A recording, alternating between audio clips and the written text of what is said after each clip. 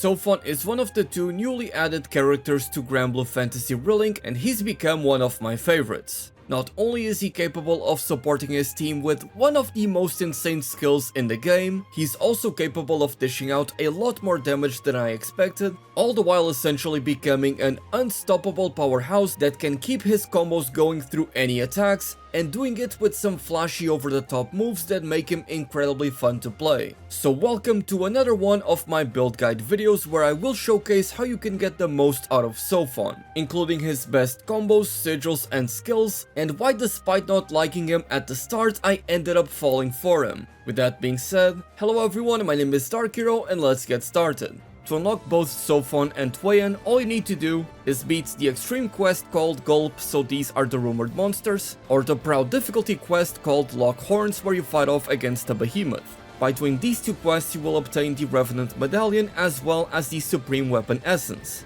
You can then come over here to the Knick-Knack Shack. In here you will be able to convert 30 Revenant Medallions into Supreme Weapon Essence, and with 3 Supreme Weapon Essence you are able to trade in the special crewmate card for the character you want to unlock. And while it doesn't state in here anywhere, the developers did mention that you may get lucky and you might just receive the special recruit voucher outright as a rare drop. So here we are in the practice area rocking the Teostra set, and let's go over the core mechanics of Seofon. I think he has a really cool kit that is kind of a mix between Catalina and Id, and I think the end result is actually a pretty fun character. So starting off with his base attacks, if you simply do your basic combo string, you're going to do these multiple slashes, and as you can see right there, whenever you finish the combo, you're going to gain just a little bit of meter on your gauge. Seofon's gauge is actually pretty interesting in the way that it works, because you see it's actually split into 2 different gauges, the left one being the one that we're currently building, which is called the Avatar gauge, and the right side of the gauge, which I'll go over in a moment, being the Sword Shine level. So just doing this basic attack combo is not really going to accomplish much, as the amount of gauge that you are able to build up with this is very little. And so at any moment in your combo string, you're actually able to press the triangle button or right click on PC to be able to perform these combo finishers, which are going to deal a little bit more damage and are going to help you build up your gauge just a little bit quicker. And you'll be using the avatar gauge on the left by pressing the triangle button or right click to summon your avatar. And as you can see, Seofon gets a little bit of a different appearance and my avatar gauge is depleting currently. And of course, now that you have your avatar with you, whenever you attack an enemy, your avatar is going to follow up and help you deal more damage. However, a very cool thing that you can do is you can actually dismiss the avatar by pressing the triangle button or right click whenever you feel like, and if you do it before the gauge runs out, you can actually conserve some of your avatar gauge. So if for example the boss goes into bloodthirst and you can no longer damage him, you can quite simply dismiss the avatar and still have a little bit remaining of your avatar gauge. But as I said before, when you are in your avatar state, you are going to constantly be draining your avatar gauge, so it is kind of a balancing act where you try to build up your avatar gauge, find a good opening to deal damage, and whenever you lose that opening, you dismiss the avatar and conserve some of your gauge. And this is where we get into the right side of the gauge, the Sword Shine level, which is indicated by all of those glowing swords. You can think of it as Seofon having 4 different levels of power that he can access whenever he is in his avatar form. And much like with the avatar gauge, whenever you perform a combo or use a skill, you will be able to build up your Sword Shine level. Although simply doing a basic attack combo is not really going to accomplish much. So Seofon has a few different combo routes to be able to build up his gauge a little bit quicker, depending on where on your combo route you start to input your triangle or right click. So if I perform one basic attack and then keep on pressing triangle or right click, I'm going to get this combo. It doesn't do a lot of damage and it doesn't build up a lot of my avatar gauge. In fact, it takes 11 of these combos to build up my gauge to full. And then there's the combo where you perform 2 basic attacks into 2 heavy attacks. This combo does more damage and it does build up the gauge a lot faster, as it will take you 7 of these combos to fill it up to the max. Then there is the combo where you perform 3 basic attacks and then 2 heavy attacks. This again does build up your gauge just a little bit quicker, and it takes 6 of these combos to be able to build up your gauge to full.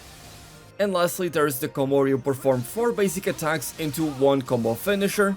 And I believe that this is the very best one when it comes to building up your gauge, as you only need 5 of these combos to be able to build up your gauge. and in fact you actually get to build it twice. So if we come over here into the command list, you can actually see the arrows pointed above each of the different combos, and combo D and E, which are essentially the same one, are the only ones that have 2 arrows, which means you get to level up your gauge a little bit quicker. Thankfully, as you will see later on, there is a skill that allows you to fully max out the gauge in an instant. And when you get down to it, it's actually a lot easier to build up this gauge with Seofon than you might initially expect. But now that we have the gauge to max, what exactly do we do? Well, you don't actually need to build up your avatar gauge to max, it quite simply means that you're going to have a longer duration while your avatar is summoned. And now that we have our avatar out, we're able to perform these more powerful combos. And again, we're going to be doing the combo where you perform 4 basic attacks into 1 combo finisher, because that is going to increase our sword shine level a lot quicker. In fact, out of all of the combos that you can do while you are in the avatar state, doing the one with 4 basic attacks into 1 combo finisher is by far the best at building up your sword level. So here you can see exactly how many times I would have to do each different combo to max out my sword shine level. And there's actually a very good reason why you want to max it out, is because as you get more levels of your sword shine level, your avatar will start doing more hits and actually dealing more damage, as you can see right here. And on top of that, your skills are also going to do follow-up attacks to deal more damage. Something that I'll show you in more detail in a little bit. Additionally, once your sword shine level is at max, as you can see it starts glowing and pulsating, and you even get this effect on your HUD. By performing the same 4 basic attack combo into 1 combo finisher, you will get a follow-up finisher, which is the avatar finisher, which is this very cool finisher that deals a ton of damage, and thanks to one of Seofon's unique sigils, you will also get a ton of buffs from doing this. It should also be mentioned that you can summon your avatar even when you don't have any avatar gauge, which allows you to do a little bit more damage when you're doing these combos, which is actually pretty important because when your avatar is not summoned, if you get a link attack like right here, you're going to build up your avatar gauge, but you're not going to build up any of your sword shine levels. However, if your avatar is summoned, and you get a link attack as we're about to get right here, you're going to build up both your avatar gauge and your sword shine level. So that is going to help you expedite the process of building up your sword shine level to deal as much damage as possible, to improve your skills and get that powerful finisher. And a very cool thing about Seofon is that whenever you are in link time, your avatar gauge is always going to remain at max, so you can keep on doing these powerful combo finishers as long as you have enough time to perform more than one. So now that I am in link time here, as you can see, I'm about to perform 1 avatar finisher, and because I have my teammates also hitting the target dummy, I will have enough time to be able to perform a second one. I'm not sure if you have enough time to perform a third one, maybe with some specific setup, but of course that is something that you should keep in mind always.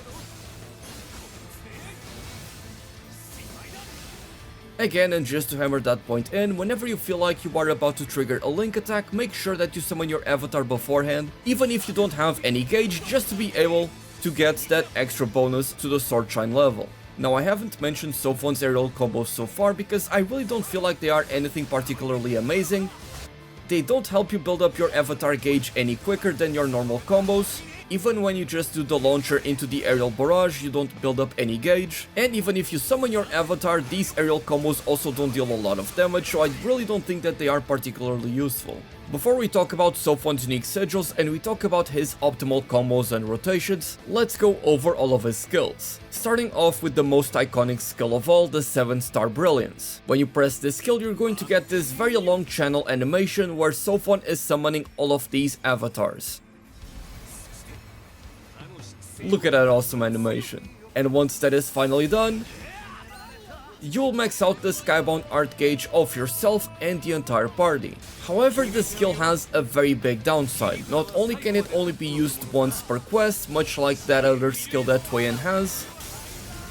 Oh, look at that animation. But it also has the downside that you will not be able to perform this skill from the very beginning of a quest. You will start the quest with a massive cooldown on that skill, and that is going to take a very long time for the skill to become available, and given how easily you are able to beat most content in this game, I really don't think that you're going to have enough time, at least for 99% of content, to be able to take advantage of such an awesome skill. It truly is a shame, but that's the way it is. Now the next skill on the list is going to be Tempesta, a fantastic buff that you can give to Seofon that not only is going to boost his critical hit rate as well as his attack by 30 to 50% as long as your sword shine level is high enough, but it will also instantly max out Seofon's avatar gauge. This skill is very important for Seofon as his entire kit revolves around using his avatar to deal more damage, and so having a way to easily max it out is going to be fantastic. This means that you can start off combat by popping this, which is going to instantly max out your gauge, and you can immediately go into your avatar state and start dealing more damage and utilizing your skills to do even more damage. On the other hand, you can naturally build up your avatar gauge and start dealing some big damage, and once you see that your avatar gauge is about to run out, you can use Tempesta as a way to refresh its duration, kind of like you use Ragnarok form on it to refresh the duration of God Might. And this of course is going to allow you to stay a lot longer in your avatar state and deal a lot more damage. Because keep in mind that while the avatar finish that you can perform is by far the strongest tool that Seofon has available at his disposal, not only your base attacks but also all of his other skills are going to deal more damage when you are in your avatar form, so I wouldn't outright go for the avatar finisher just as it is available. I would try to deal as much damage as possible before you actually run out of your avatar gauge. Now let's go over Seofon's offensive skills. Barrido is this gap closer that Seofon can utilize that has a follow-up, and if your sword shine level is high enough, this skill is going to deal subsequent hits to deal even more damage. It's a very straightforward gap closer that can also deal a pretty good amount of damage, and so it is a skill that I like using a lot. Now the next skill on the list is going to be Roturo, which is this attack where Seofon dodges backwards and then performs a gap closer. And as you can see, if you perform this skill as you are about to get hit, you will actually dodge the attack. And if your sword shine level is high enough, your avatar will also join with you to deal even more damage. On top of that, this skill has a lot of stun power, so it's very good at breaking monster parts and also be able to trigger link attacks very easily. And so you can do it just like that to be able to build up your gauge a lot quicker. And again, when you are about to trigger a link attack, make sure that you summon your avatar to gain just a little bit of sword shine level. Now a very important thing about these two skills, Barrido and Rotura, that I think you should all be very much aware of, is that unlike a lot of gap closers that already exist in the game, like for example Vayne's gap closer, you don't actually have a combo finisher after you do this. So if I use Rotura here and perform the heavy attack, all I'm going to do is dismiss my avatar. And unlike the avatar gauge, whenever you dismiss your avatar, you're not going to preserve any of your sword shine level, you're going to lose all of it, so it is imperative that you keep this in mind not to lose out on a lot of your damage. Now the next skill on the list is going to be Prisión de Armas, and as you can see, it quite simply is an area of effect slow that also deals a pretty decent amount of damage. And just like all the other skills, if you have enough sword shine level, whenever you use Prisión de Armas, you're going to deal more damage thanks to your avatar. Now the next skill on the list is going to be Despedazar. Forgive my Spanish. And when you use this skill, Seofon is going to do multiple swipes into one big finisher that deals a lot of damage. And again, if you are at a high sword shine level, your avatar is going to follow up and you'll be able to deal more damage. Look at that. The next skill is going to be Infinito Creare, where Seofon summons a bunch of swords that are all going to hit the enemy. It's a very easy skill that you can simply activate and allows you to move right after, and you can even activate it and cancel right away and are free to move afterwards. So you can do this, dodge, and start dealing some extra damage along the way. And again, with more sword shine level, the more damage you'll be able to deal thanks to your avatar. And the final skill is Inspirazione, and if you activate this, you're going to get a 30% defense buff, as well as hostility, which is going to make the enemies more likely to target you. Additionally, if your sword shine level is high enough, whenever you use this, you will also get debuff immunity. But because one of Seofon's unique sigils already provides you with debuff immunity, I personally don't like using this. And while the 30% defense boost is quite nice, I personally feel like this skill ends up feeling like a waste of a slot. So now let's go over Seofon's signature sigils, because they actually change the way that you play and are going to affect some of your combo routes and how effective you can be as Seofon. And let's start with the 7-star boundary. This is essentially the Terminus weapon passive, as it's going to increase your attack by 50% and increase your damage cap by 100%, all the while setting your max HP to a maximum of 45,000. Very simple and straightforward. And up next we have the Spirit Edge's Warpath. This is going to grant Seofon an amazing buff whenever he performs the Avatar finisher. So that is specifically the ultimate finisher that you can perform once your Sword Shine level is at maximum. This is going to grant you Stout Heart, which is going to make you uninterruptible to enemy attacks, although keep in mind that you will still take damage. Additionally, you will gain debuff immunity, so you don't need to worry about any slows, paralysis, whatever, on top of Drain, which will allow you to heal as you deal damage, and most of all, Enhanced Damage, which will increase your damage output by 20%. And this enhanced damage is going to ignore damage cap, so it is essential that you take this with you. And the buff only lasting 30 seconds isn't a huge deal because you can very easily keep it active. And up next we have the Spirit Edge's Fury that is going to give you a 30% attack increase, as well as boost your stun power by 30% and increase your damage cap by 15%. Thankfully this sigil does not have any restrictions, and because it is increasing your damage cap, it is a sigil that you will always want to have on Seofon. And the final sigil is Spirit Edge's Rally. Now a very quick note here is that you can actually get these two sigils from the transmutation at the Knickknack Shack, and of course that means that you are able to get the Awakening version that is going to come with both of these sigils. Or you could also get one of these sigils to come with a secondary additional sigil, so do keep that in mind. Now the Spirit Edge's Rally is going to increase your Sword Shine level by 12.5% each time that you activate a skill. That is, as long as your avatar is summoned.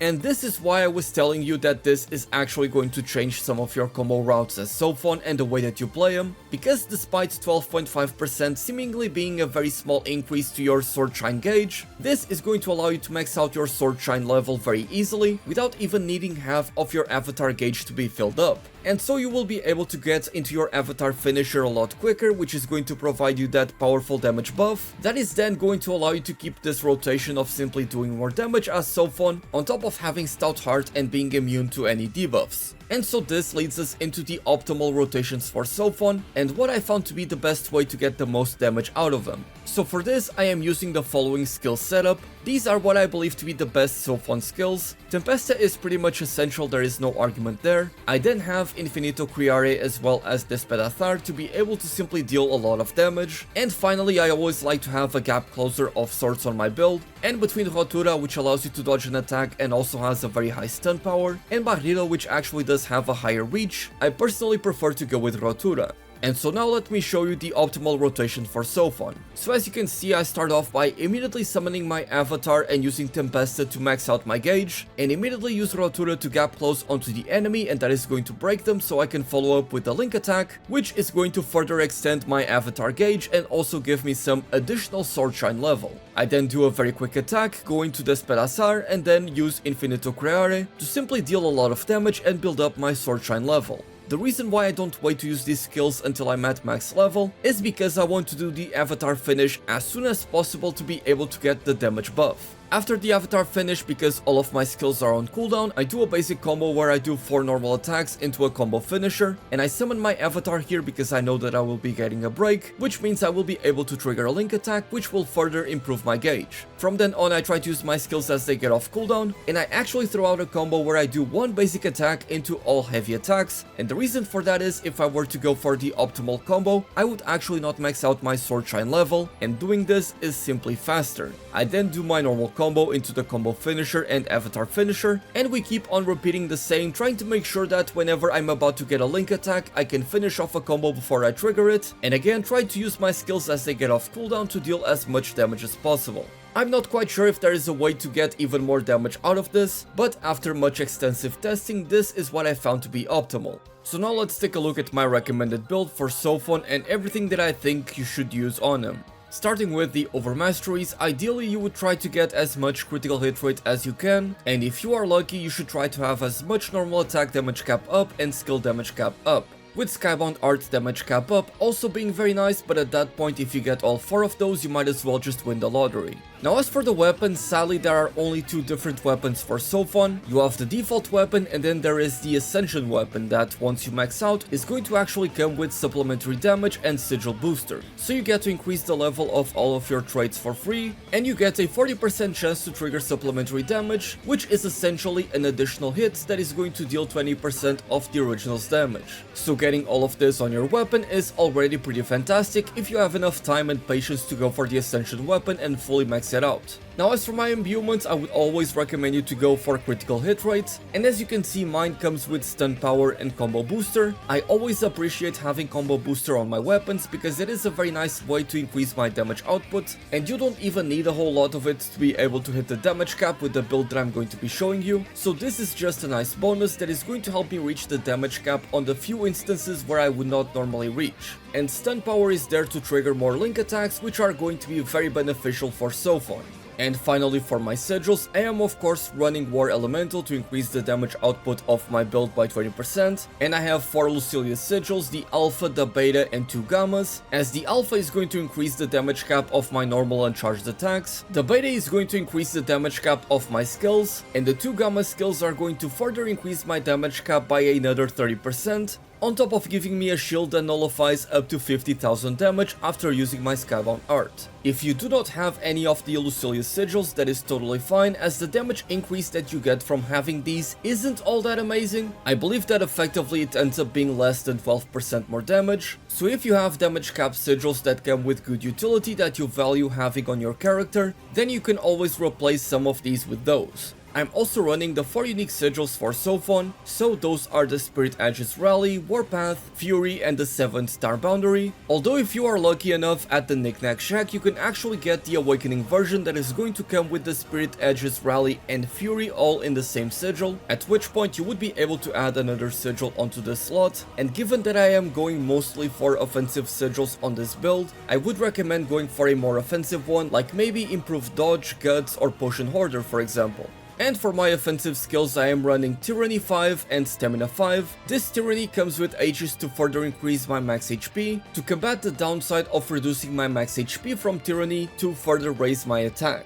Tyranny is by far one of the best ways to increase your attack, and so I really like having this on my build. And Stamina is, yet again, a very easy way for you to boost your attack. At level 16 it provides a 51% boost to my attack, provided that I am at full HP, and this Stamina sigil in particular comes with Cascade that I found to work very well with Seofon, as it is going to reduce my skill cooldowns a lot. And finally I have Supplementary Damage 5, because I already get some supplementary damage from the weapon itself. By adding this I will be at a 72% chance to trigger supplementary damage, which is essentially a 72% chance to deal 20% more damage, which is just fantastic. So if I were to get the Awakening version of these sigils, I don't think that I would add another supplementary damage, because I am quite comfortable sitting at 72% chance, and I would much rather go for a defensive trait. Something like Improved Dodge would serve this build very nicely. Ultimately, I find Seofon's playstyle to be a mix of Catalina and Ib. You are essentially playing a bruiser type character that is trying to build his own gauge, but once you get the ball rolling, it actually becomes pretty easy for you to maintain it for a long period of time and keep on doing damage and attacking the boss non-stop. I have tried doing the same build with a few more defensive sigils, but ultimately because you gain Stout Heart as well as Drain from doing the Avatar finisher, I didn't feel the need to go for those sigils, but they are always a valid option if you are looking for more comfort on your build. I didn't really vibe with Seofon's playstyle at first, but I ended up becoming a huge fan of it, as it actually becomes very easy to maintain. He's just a very cool character with flashy combos, and I appreciate that a lot. But with that being said, let me know how you guys feel about Seofon, and was there something that I missed? Let me know if there is any sigil in particular that you would like to add to your build. I will be going back to my tier list and update it so that it includes all of the new changes to all of the characters. But before that, I plan on covering all of the new sigils because I think that there are some really cool things that they have added to the game, and some of the characters that you may not like might actually be a lot more powerful thanks to the new update. But that is for another video. So with that being said, thank you all so much for watching. My name is Dark Hero, and as always, happy hunting!